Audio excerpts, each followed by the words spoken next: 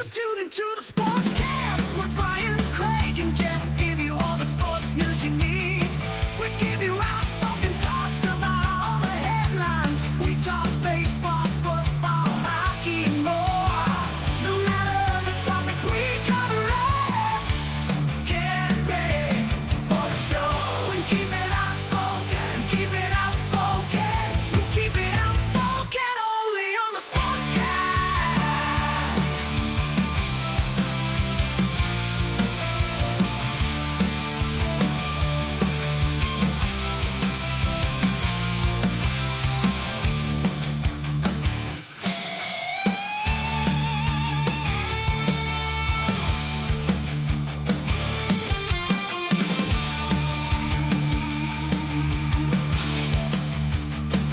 Tune into the Sportscast with Brian, Craig, and Jeff. Give you all the sports news you need.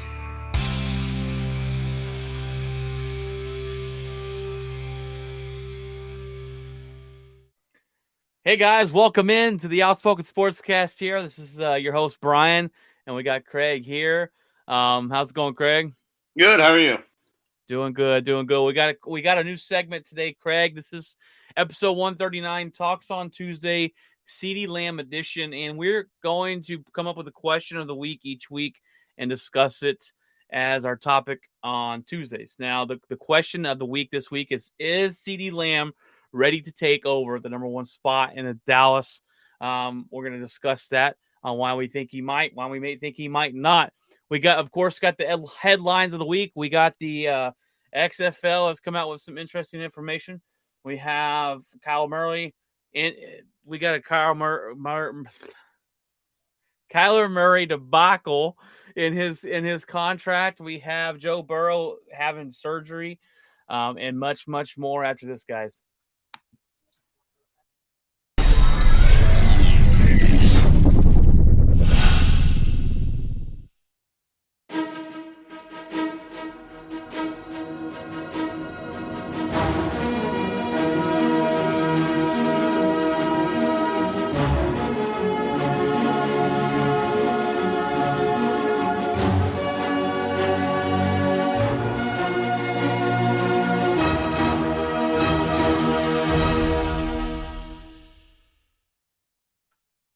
All right, guys, like I just said, we got a new segment for you, question of the week.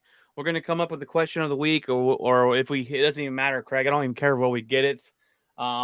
We see it on SportsCenter or whatever here on the radio, and we want to discuss it, we will pull that out. So the question is CeeDee Lamb ready to take over for the Cowboys? And he's got to take over that number one spot this year. They just lost Amari Cooper. Excuse me, sorry about that. I had a burp. They just lost Amari Cooper. Okay, he goes over to the Cleveland Browns, and now he's without a quarterback, which is kind of funny. But CeeDee Lamb, your thoughts first. Let me go to you, Craig, because your thoughts of CeeDee Lamb so far, being a Cowboys fan. What do you think of him so far? His 2 years in the NFL. He's been everything that you've asked of him, except for he has a very big tendency to drop footballs in very key situations. He can make some of the most mind-blowing, layback, falling away catches, and the easy one right across the middle for a first down that continues to drive that's important, or the one that continues to drive the football down the field and make a key first down and kind of tilt the field in the other direction is the one he seems to not make, and it seems to be the easier one. I don't know if he's looking to get up the field. I don't know if he's trying to make a big play because he's known for the after the catch, type deal. He's not known for basically blowing by guys, but he's known for making people miss and going down the field. And so that's the only problem I've had is the couple key drops that he's had. From watching him, he's a good wide receiver. From listening to 105.3 The Fan over the years, I kind of agree with this point. Is he's kind of been a disappointment in the after the catch game because in college that's what he was: catch it, broke tackles, down the field, could burn you at any second. And he really hasn't done that in the NFL. We haven't seen that kind of jump over in the game. And I don't know if it's because the players are faster, can cut and tackle a lot better Yeah, than I think playing nobodies in college football. That would be my only kind of disappointment from him. And like you said, he does drop quite a few passes. I went into his college and I stats, and I wanted to see his averages. I wanted to see his average per catch. I wanted to see his touchdowns and stuff like that. And he had a great college career. He got better each season. He played 3 years for Oklahoma. His first year was only 800 yards. Then he jumped up to 1,100 yards, and then his third year he jumped up to 1,300 before being drafted. He averaged 19 yards a catch his last season, and he scored 15 touchdowns with 62 catches. You go into the NFL, those numbers are going to drop a little bit. You've got different factors. He had 1,102 yards his rookie season. Fantastic for a rookie wide receiver. He averaged 14 yards a catch, only 6 touchdowns, with 79 receptions. And then last year he dropped off a little bit in yards, 935. He averaged 12.6 yards a catch, which that dropped as well, and that's lower than any of his college as well. And then you got 5 touchdowns. And I think the biggest thing he needs to come up with is more touchdowns. But I even went back and looked at Amari Cooper's best season with Dallas, and his best season he only had 8 touchdowns. It's never like he never had double digits. Dallas has had so many people that the touchdowns are spread all around. So I can't really go with that because Dak does not like to focus in on one guy. It's not like this is my touchdown guy. Amari Cooper was never that guy. Lamb was never that guy. He throws more, to be honest, in the red zone. He throws the tight end more. But I do need Lamb, and my concern here is he's never faced a double team. So how does he react to that? That's a concern. He's never had to face that. He's always been in the slot, or he's always been the other side. He's always had single coverage. How does he react to the double coverage, the safety over the top? Can he get away from that guy, or does that just completely take him out of the – can you take CeeDee Lamb out of the game? Because where Amari Cooper – and I don't know if he learned from Amari. There's different videos of them working together on the precise route running of Amari Cooper. I don't know where Lamb ranks in that. We will see when it comes to camp and preseason in the first 2 weeks, because they face 2 very good defenses coming out of the gate. Right. And that was my second. That's probably the biggest concern there is he's never faced a double team, and having Amari Cooper on the field is going to help him out a lot. He doesn't have to face a double team. He's able to get single coverage. Right now Dallas doesn't have that other guy. Yeah, Gallup is hopefully going to be that guy. What you just signed him to contract, but he's going to miss the first 3. They did sign. I went back and they did sign the guy from Pittsburgh, Washington. His last name's Washington. So okay, he was decent there. I think that will help you out. You got your James Washington. Yes, you will get your tight end. Is he going to? Did he show up to camp? I mean, he is showed he going up. to play? Yeah, okay. he played it. He the longest he could go without being fined, and then he showed up. So. Yeah, and I don't think CeeDee Lamb's as great as a route runner as Amari Cooper. I don't think that's I don't think anybody is. Yeah, right. Amari Cooper's pretty good at route running, and I just it's kind of assumed by a lot of people or Cowboy fans that CeeDee Lamb's going to take over that and take that next step, and I just don't know if we're going to see it this year. I think it's going to take a couple years for him to take over that spot. So if you had asked me right now, is CeeDee Lamb ready to go take over that number 1 spot, handle the double team this season? I would have to say no, just because we haven't seen him with the double team yet, and that's the biggest question mark. I want to see more catches. I want to see bigger plays, catch the ball, break a tackle. We saw it in college football a lot, and we just haven't seen it yet in the NFL. Yeah, no, I agree. He has not had the breakaway. He has not turned 5 into 40. His favorite is the slant across the middle. If he gets away from that guy, he gets a little bit, but he has not been the elite. 1,100. You can't complain about 1,100 and 10 touchdowns. That's a solid season. If he can do that again this year, I'll be happy. We're just gonna have to see what that offense is like. I'm very concerned. I believe if Zeke comes in and is in good a shape as he is, as much as I don't believe that he still has it, as they say, yeah. If the Cowboys can run the football and force that guy down in the box instead of over the top and free Lamb up a little bit, and keep the defense honest, then I think he has a good season. If they can pin their ears back and say we're not concerned about the Cowboys' backfield, and can play the over the top defense, and I think the Cowboys struggle.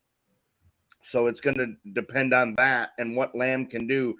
He's not Tyreek Hill. He's not going to take the top off the defense. The Cowboys don't have that guy. They got rid of almost everybody. A Cooper was their deep threat. The other guy that went to San Francisco, he was the other deep threat. They just don't have that guy. So really, to be honest, I really hoped that they would sign somebody, and maybe Washington is that guy. Maybe he has enough speed to kind of go over the top, and Gallup is as well when he comes back. But I think you've got 4 very important football games in the first month that Gallup's going to miss. Yeah, and you starting off there, talking about rushing the football. Well, you play a really good rushing team against the Tampa Bay Buccaneers. You open up game 1.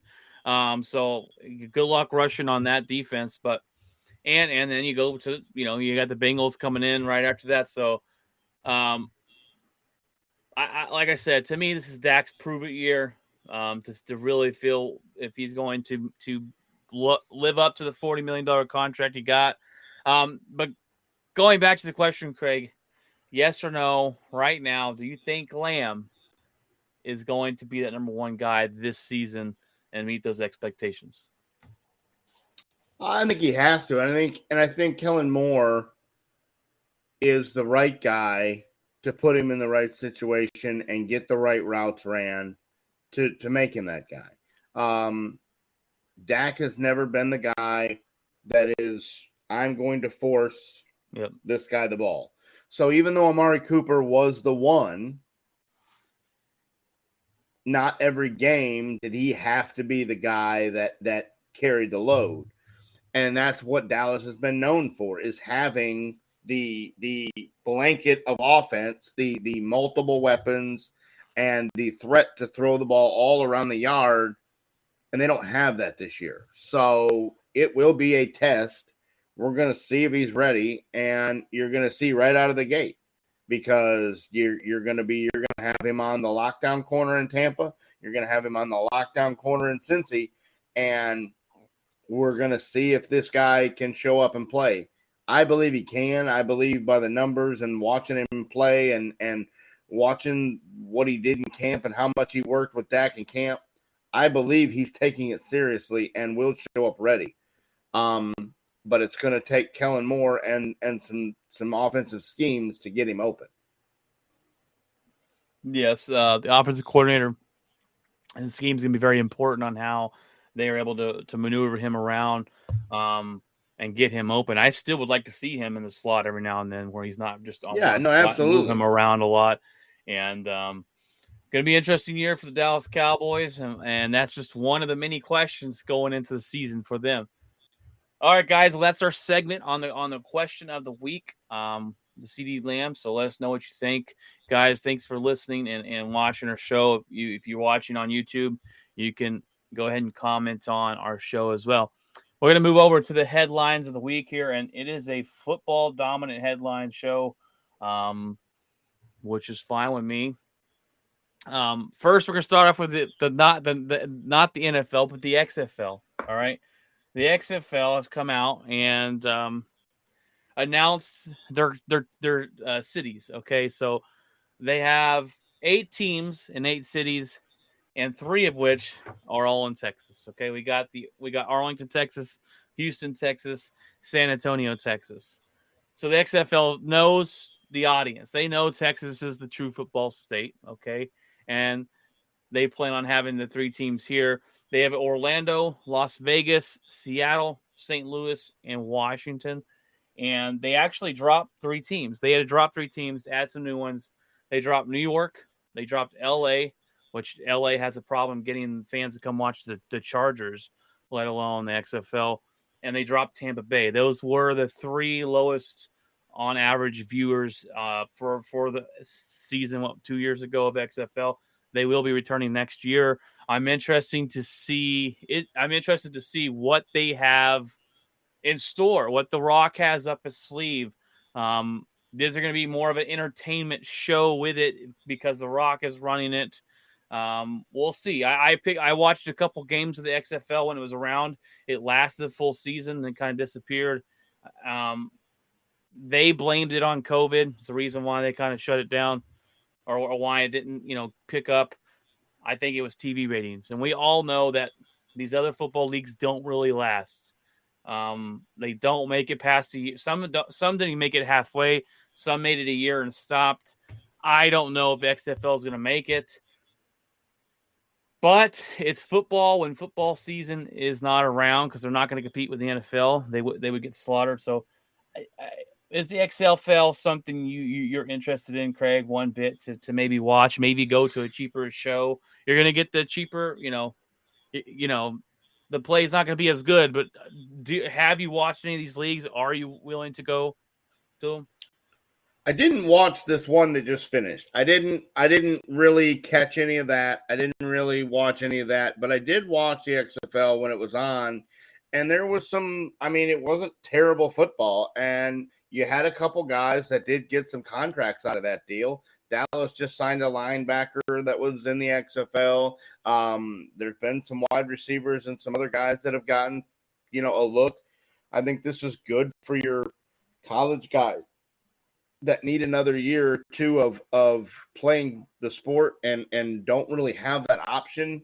So when they run out of eligibility, and with The Rock, I hope it's not as gimmicky, McMahon WWE like. Yeah, I don't think it will be. that he, because being that he played football in college and played the game and understands what the sport is, I'm hoping he keeps it more geared towards the game and not towards the glitz and glamour and this is the XFL type deal. Hopefully I still believe he's going to come out and do like he did for the Super Bowl and yeah. announce this team and announce that team and get the hype up. And he's the biggest thing going. Every movie he's ever in is a blockbuster. People flood to see it. And I think people will, at least for the first couple weeks, flood to see what he's doing here and see if he can work the magic that he's worked in the big screen and work the magic that he's worked for wrestling. If he can work it again one more time for the XFL and save this, because this is his last chance. If it doesn't work out this time, then it'll be gone.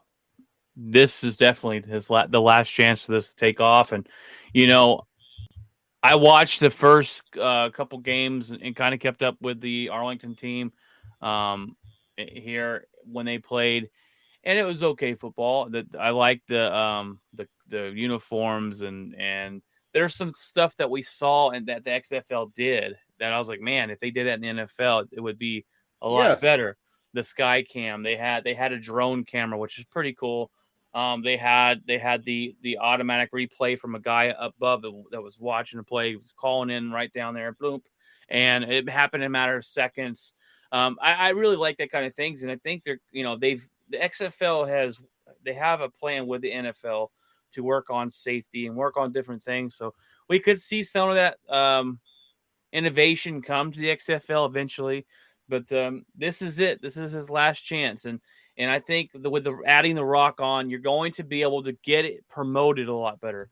That's the problem with this last league. I saw the first game of the season, and that's it. I didn't know where to find them. I didn't know what days they came on. I never heard anything until the championship. Yeah. There was a championship, but I still don't even know who won it or what championship. Yeah. we lost all connectivity with that league, and it's over. And I don't know if it'll ever come back, but this is XFL starting up in 2023, and we'll see how it goes. And maybe it goes better. It wasn't too terrible, and going to a game might not be so bad here in Arlington, and for cheap tickets, and well, maybe check that out and review it on the podcast or something. But all right, well, what a debacle this is. Kyler Murray has to have a mandate in his contract. Okay, this came out that states he must study up to 4 hours of film a week.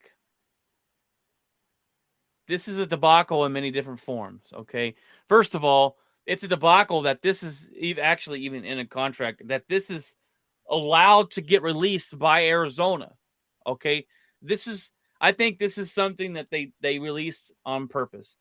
This quarterback and this general manager, the owner, the team, whoever's doing this, it's been a debacle. Their arguments have been public. They've released stories that talk about how Kyle Murray is selfish, how he's not mature, and now they sign him and give him all this money. We think it's water on the bridge, but this comes out that he had this makes Kyle Murray look horrible.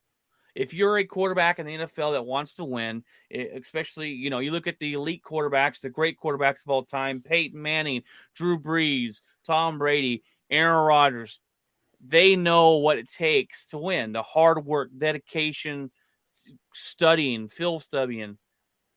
To have a quarterback that doesn't want to do that, doesn't want to put the work in, it makes him look lazy, makes him look like everything they said about him is true. This is quite a debacle. And if the Arizona Cardinals actually believe that he doesn't put in the work and he is selfish and he is immature, then why did you just sign him to be the second highest paid quarterback of all time? There's so many questions with this. And I'm surprised this came out. I'm not surprised it came out because of who we're talking about. Cliff Kingsbury is still back in college and wants to call these guys out on the rug, and he thinks that it's gonna fix them. He thinks it's going to make them show up and make them deal. If you listen to Jeff on Friday, he told us how Russell Wilson goes in and breaks down the game as a fan. Then he breaks down the game as a quarterback. And then he writes this 16-page, get up and gives it to all the players and hides trick questions in it to make sure the guys on his team read it and understand it and are following the same type of work ethic he has. Apparently, Kyler Murray doesn't know what work ethic is. And so this does not look good on Kyler Murray. This looks like the Jamarcus Russell and the Ryan Leaf and I just have enough talent to get by. I just have to walk in the door, and when I get here, I got everything. Don't worry about it. Well, that Michael to Vick, me, that was a Michael Vick way as well. And Vic had enough to do it. Vic is about the only one he had enough to be able to do that. He didn't have to show up. He showed up when he wanted to. When he showed up, he was lucky enough that the talent in his pinky finger was enough to get him by. But it doesn't work for most people. It didn't work for Ryan Leaf. It didn't work for Tim Tebow. Tim Tebow was the greatest college quarterback in the history of college quarterbacks. And I saw from sitting on my couch on a Saturday afternoon that Tim Tebow was going to be a bust. And he was. People called me crazy, but I had that pegged from the deal because the run and shoot offense from the 1987 wishbone wasn't going to cut it in the NFL, Tim. So the bottom line is that it appears that Kyler Murray believes he's Michael Vick, believes he can use his legs, get around people, he can run across the field, run away from people, and he can make all the throws.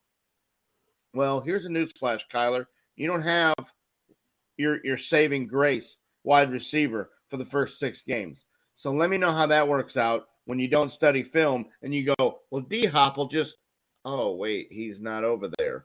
Now what do I do, coach? Yeah. And so I think it's going to be a huge wake-up call because in camp he's going to have Hopkins.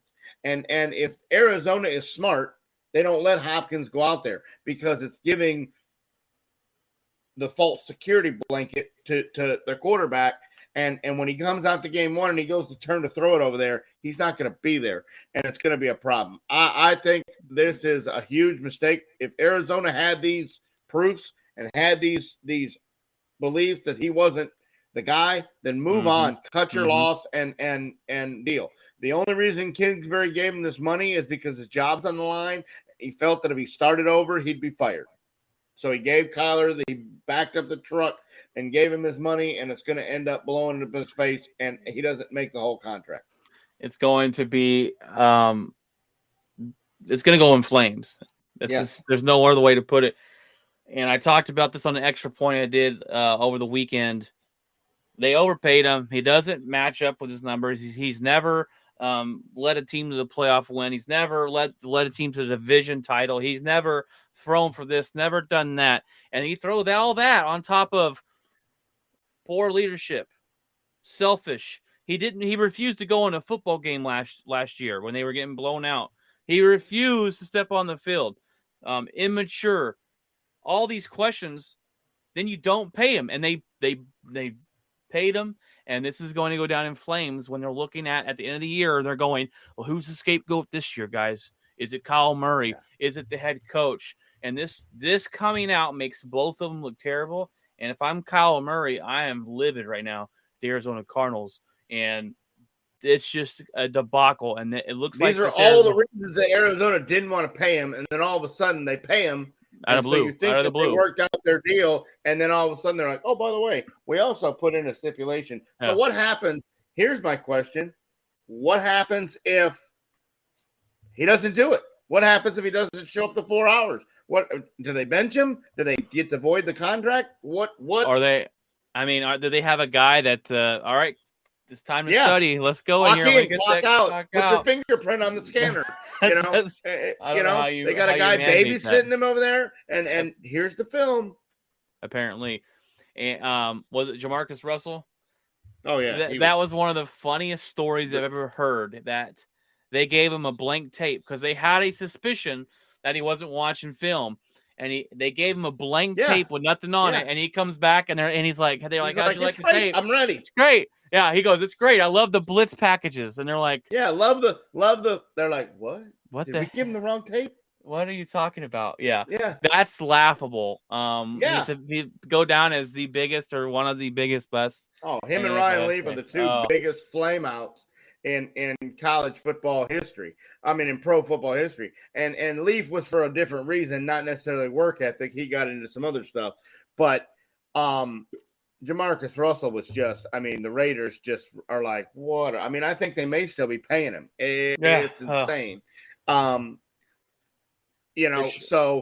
yes, 100%. I think this goes up and blows up in the face of the Arizona Cardinals. I think the GM gets fired for giving him the contract. I think Kingsbury gets fired within the next year or two.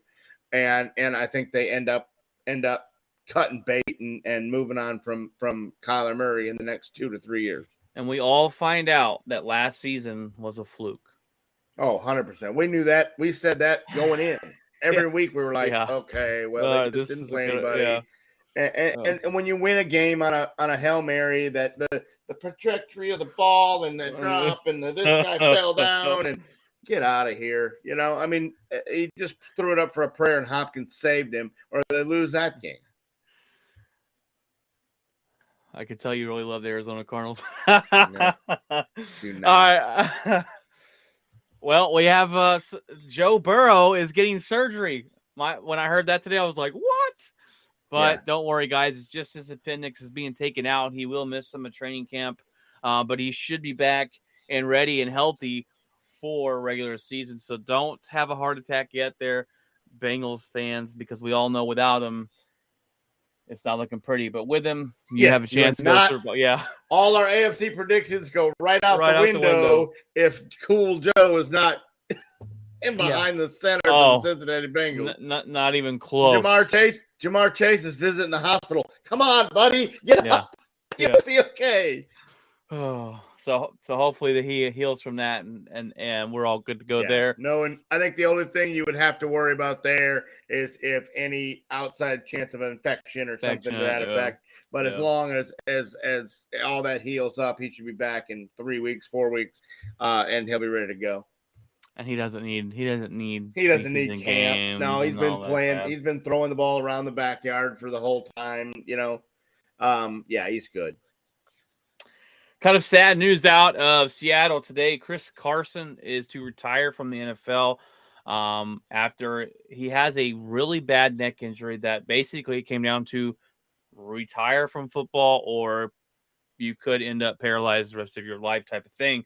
And we're glad he chose to hang it up, and that's the safe thing to do. And Chris Carson, I think, was a fantastic, underrated running back in Seattle, and he was a guy that could run you over, almost like Lynch, not as much as Lynch, but he was a guy that was definitely underrated. And they're a workhorse. The season for Seattle, the offseason continues to get worse as they lose their quarterback. They lose their running back, and he played, I believe, 5 seasons in the NFL while with Seattle. So yeah, that's tough news for them. Yeah, and he was hidden a lot of the time. He was hidden by Lynch. He was behind Lynch and would come in to give him breathers, and they're like, "Who is this guy? Where did he come from?" And when Lynch moved on and he took over the one spot, they didn't really miss Marshawn Lynch because this guy was a beast. This guy would run through you. This guy would run around you and could catch the football. And it is sad that he could have had a very good career, a very solid career, and it was cut way short by this injury. But this definitely, without a fathom of a doubt, is the absolute right decision because as big and as fast and as strong and as much as these guys fly around these days, I don't think it would have taken very long for that injury to become permanent and change his life forever. And nobody wants that, especially at that position. Yeah. You see Peyton Manning had a neck injury and he had surgery. And you're like, well, fusions and it doesn't work. Yeah. So with the running back position being you're a battering ram every down, it seems like that it's good that he's stepping away. Maybe he comes back as like a running back coach somewhere, maybe in Seattle, and that'd be great to see. Or jumps on a set. We'll see him on the sideline. So the only other headline we have is kind of a big one today. If you still believe Julio Jones is a good wide receiver, Julio Jones, that guy right there on the screen, signs a 1-year deal with Tom Brady and the Tampa Bay Buccaneers. And everyone's like, I want him in Green Bay. He's washed. He's old. But he could work out in Tampa because he doesn't have to be a number one. Number one, if he went to Green Bay, he would have to be number one. He goes here, he's a number 3 or 4 option. He's not number one. And if anybody can make it work, is Tom Brady. As long as Julio Jones is healthy, it puts more pressure on the defense. I think it's a great signing for them, and it will definitely help them out. And it's probably the one team you don't want him going to when they have a plethora of options, and now they add Julio Jones, who is going to go up against the third cornerback or safety, the third option out there. And this could be scary there if he stays healthy. I'm still not a big believer in Julio. I think it's obviously his best years are behind him, but he could do some damage there in Tampa Bay with Tom Brady. Definitely. Yeah, to be honest, I really wanted him in Dallas, just for that reason, to offset the CeeDee Lamb, right, to bridge the gap until Gallup comes back. Could you imagine Lamb, Gallup, and Julio Jones on the same football field? It gives them that option again. So if they got him for a low price and a league minimum, I don't know why Dallas didn't make the call and try to do this themselves, because it could have been. Do you have the numbers on that? Because I just heard a 1-year deal. I did not see the numbers on it. That's what I'm trying to figure out. If they got him for, if they gave him $6 or $7 million, then no. But if they gave him $1.5 million and incentive laden it for catches and yards and touchdowns and all that stuff, like a lot of these teams do, man, I just think that Dallas missed the boat on that, and Tampa, boy, they just when you think they can't get any better, they go and do something like this. And this is another move from Tom Brady. He calls the GM and goes, "Hey, Julio, make it happen." But Julio, make it happen. Don't worry about it. I'll take care of the rest. Just like Anthony Brown, just like, Gronk, he gets these guys and he resurrects their career, and he gets them. Antonio Brown. Yeah. He lets him live in the house, and he moves you into his. He moves him into Jeter's mansion and goes, "Hey man, you take that wing over there, and we'll call it good." And I'm telling you, when you face him, hopefully week 1 he won't be ready, because I don't want Dallas' secondary to have to face that. That is a lot. And I didn't mind him in Tennessee. I thought he still gave them enough deal. And Tom Brady is a little bit better than Ryan Tannehill last I checked. So I think Julio will be fine. He can catch the ball. He can run. He's not going to go deep. He's not going to blow the doors off you, but he can still run some crossing routes. He can still run some good routes, and he can still catch a football when it hits him in the hands. And I think we all know that Brady's accuracy is not to be undersold. Yeah, and that's what they said. Green Bay was in on him. He just decided to go to Tampa, and like I said, if he goes to Green Bay, he's our number one. And that's because the bad. That's because the wide receiver crew is a bunch of nobodies. So this works out for him better in Tampa Bay. And if Tampa Bay goes to the championship, hopefully they don't. Then, oh my God, hopefully maybe we have someone to root for if it's not against the Bengals, because Julio Jones, he should already have a ring already, but the debacle in Atlanta there, so he should. Yeah. Tom's like, "Hey, remember that when I cost you one? Now I'll give it back to you." Yeah, I'll give it back to you. I kind of owe you one, so yeah. To me, I mean, this is a smart decision by Julio. Wait out, and sign on with the guy that gives you the best chance to win. And if that's not going to be Josh Allen over in the AFC, Tom Brady and the cakewalk into the playoffs is not a bad place to settle for. Definitely not. Well, we don't really have any more headlines, but I'm gonna bring up one here because Jerry Jones has been talking, and when Jerry Jones talks, it usually means there's quite a few headlines to talk about and discuss. Jerry Jones says Dallas Cowboys need to be viable in playoffs for it to be a successful season. Look, this is straight up pressure on Coach McCarthy. He's great at putting pressure on his head coaches. The position comes with a lot of pressure because they won 1 billion years ago. But did you see the question, that the very first question asked to Coach McCarthy?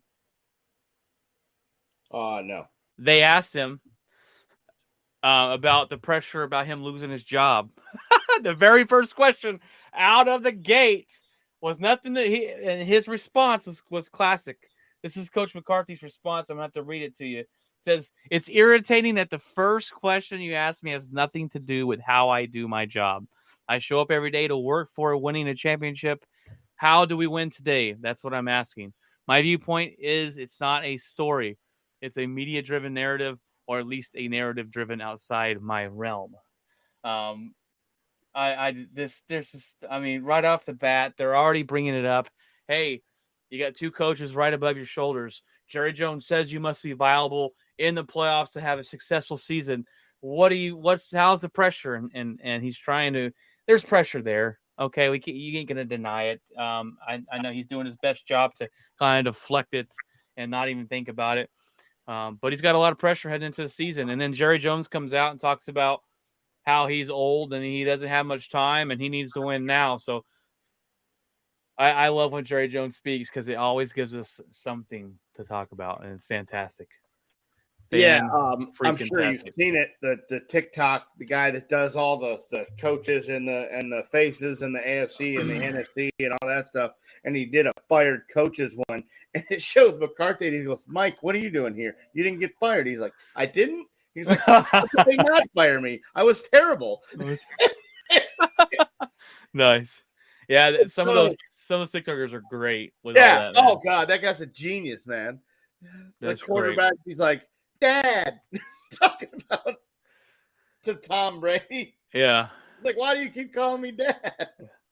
it's a great. There's a couple out there that I always like Anyhow, share. but yeah, share I about. don't think I think we all know that McCarthy, unless they win at least one playoff game and go to the next round and win the East. I mean, if they don't win the East, He's then out. he's gone immediately. And like we've talked about in previous deals, I can show you a path where Aaron Rodgers gets him fired for a second time. That would be hilarious. But yeah, I can show you the path where they lose the first couple games, split against Washington and the Giants, and go into Green Bay in week 6 or 7 and get shellacked, and the team just goes and waves the white flag, and McCarthy doesn't make the team play home to Green Bay, and Aaron Rodgers comes up and goes, "Sorry, bud, got you fired again." I can show you the path. I hope it's not the case. Because I'm not a Kellen Moore fan as a head coach. I don't think he's ready. I don't think he needs to be the head coach. Maybe the defensive coordinator from Atlanta. They won one game for him last year and he played with a DiNucci third string quarterback and won a football game. But I just don't think – I wasn't a fan of McCarthy when they hired him. There was a lot of people, he's got the skins on the wall. He's got Super Bowls. I was not a fan of him. I think they did a poor job. I think he did pulled the wool over Jerry's eyes. He watched every game. Every game 6 times. When he find out he didn't watch none of them. Yeah, he came out and said, I didn't watch that. I just said that to get a job. I was in my basement drinking Milwaukee's best down here in Neal, and I just fooled the old man. And Jerry just sat there at the press office going, you didn't what, Mike? You didn't what? You didn't watch the game. What? Like, oh my gosh. I have never been a fan of this guy from day one, and to be honest with you, I kind of hope that he gets canned. Look, I just don't think I have my expectations for the Dallas Cowboys that coming into this year. I'm gonna let you know right now, they're not real high. I have them in the East, but it's because it's by default. I think they're the best of the worst teams in the deal, and I don't think they go very far in the playoffs. Coming against teams like the Rams, coming against teams like Tampa, coming against teams like Minnesota. I just don't think they can compete with teams like that unless he's just done something that I haven't seen. I just don't think the Dallas Cowboys have what it takes to beat teams like Green Bay and Tampa and the Rams. Like Coach McCarthy, I just can't. Coach McCarthy is who he is because of Aaron Rodgers. Aaron Rodgers won the championship. Aaron Rodgers got him fired. That is totally true. He purposely lost against Arizona, a really bad Arizona team in Green Bay. And I told you can ask my wife. I told her that day. I said, if they lose to Arizona today, Coach McCarthy will be fired. I guarantee it. We lose in a horrible fashion. We didn't even look like we showed up. They fire McCarthy, and that is what it is. And when y'all hired him, I said, this guy is not that good. And Jerry Jones kept going back to, and we'll still go back to, we've seen him win a championship. We've seen him. It's happened. Well, yeah, Jerry, that was 11 to 12 years ago. All right. You were good back then. Yeah. He has done nothing since then. He's been his record since then has been horrible. So quit looking in the past and look for the now. First year in Dallas and kind of pulled the wool over people's eyes again. But I don't know. I'm not a big fan. Well, I'm not a big fan either. I don't think he brings much to your team, and that's why I'm glad he's still around. So there in Dallas. But all right, Craig. Well, we answered the question of the week, was CeeDee Lamb going to be the number one? Is he ready to take over that number one spot? I said no. Craig said yes. We got your headlines of the week. Now, Craig, what's in your locker this week? Have you done anything new or got anything going? We're gonna get through the rest of this week and try to bite that bullet and Not eat it, just bite it. yeah, and try to get through the next 3 days, work Saturday, and then do nothing. And when I say do nothing, I mean nothing. Oh, yeah, going to see Garth Brooks Saturday night. That's what we're gonna do. How'd you forget about me seeing Garth Brooks on Saturday? Yeah. Garth freaking Brooks. That's how the week's been. Is that I've completely forgotten that you've we're gonna shut go your do mind that off there. Saturday Yeah. night. So Oh, that sounds like fun. yeah, Josh asked me if I wanted to go, and I was like, yeah, let's do it. It's on the bucket list. And when I found out that you can stand in AT&T Stadium for $30, let me do that. That's how I watch the football games. So Stand and anyhow, we're gonna do that, and hopefully that'll be fun and entertaining. And he still puts on a show like he did a decade ago. they say he does. And Have you ever been? No, not to him. That's like I said, Oh, it's been the man. bucket list. The been guy twice. that I normally am all in on is Jason Aldean. That comes in August, and we'll be there. But I've never had the opportunity to see this, and actually I found it when I was looking for the other tickets. And so just kind of backed into it. And when I saw it and saw the price on it, I figured it would be way out of the price range to go see him. And when it wasn't, it's something you can't pass up. This guy is supposed to be amazing. So hopefully that goes the way it's supposed to Saturday night, and we'll go from there. I've seen him twice when I was younger, and by far the best country show I've ever seen. And I've seen Aldean puts on an amazing show. I've never seen him, but and so does Dirks, and so it'll be comparable to see how he ranks to them. Now, when he was younger, he was on a bungee cord swinging around the stadium on a guitar. Stage is on fire when he's standing outside the fire. He puts on a show. So I don't know if he still does that, being as old as he is, but he says they're going to have to carry me off the stage. So hopefully it's a good show. Yeah, he said there's no more retirement. They're going to have to bury me. He said his retirement's behind him. So well, hopefully that's a good show for you. I ain't got much. I've been training Bert at work. That's been pretty good. Days are a little bit longer. Training people, you know how that goes. But I'm looking forward to getting off this downtown route. So after Friday, I'm done with it. I think Brett will be training Bert, and we'll go from there. I don't know what I'm doing next week, but working Saturday.